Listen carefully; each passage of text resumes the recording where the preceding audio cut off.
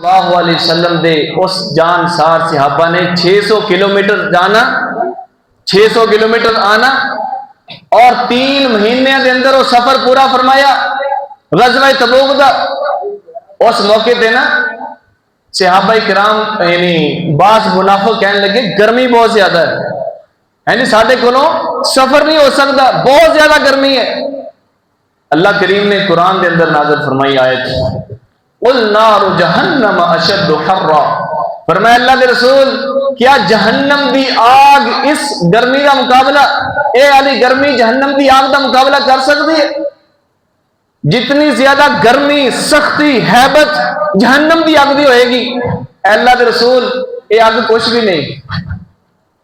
کافر لوگ، منافق لوگ بہانہ ہی مارتے ہیں کہ چونکہ غزوہ تبوک دے اندر اسی نہیں جا سکتے، گرمی بہت زیادہ ہے، پریشانی ہے، پھل پکے ہوئے، فصلیں پکیاں ہوئیاں، اناج بھی حفاظت، اناج بھی رکھوالی، انہوں سنبھالنا، ہر قسم دے بہانے لگائے گئے۔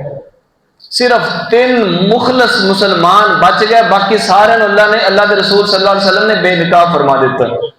منافقہ نے طرح طرح دے بہانے لگائے کہ جی ساڈے کول سواری نہیں سی، اسی بیمار سی، ساڈے کول فلاں عذر ہے، فلاں عذر ہے۔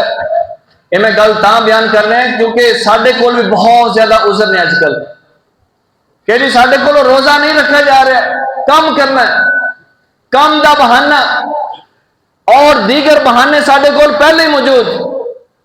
ساڈے کول قرآن نہیں پڑھیا جا رہا، وجہ اور جی میں قرآن پڑھیا ہی نہیں، اسے واسطے نہیں پڑھیا جا رہا۔ میرے بھائی قرآن نہ پڑھنا یہ ساری کمزوری ہے، یہ ساری بدبختی ہے کہ قرآن نو وقت نہ دیتا جائے۔ اللہ نے روزے فرض کیتے لیکن رمضان دے اندر اس تو علاوہ روزہ رکھنا بڑی دور دی گل ہے، اسی رمضان دے روزے نہیں رکھتے۔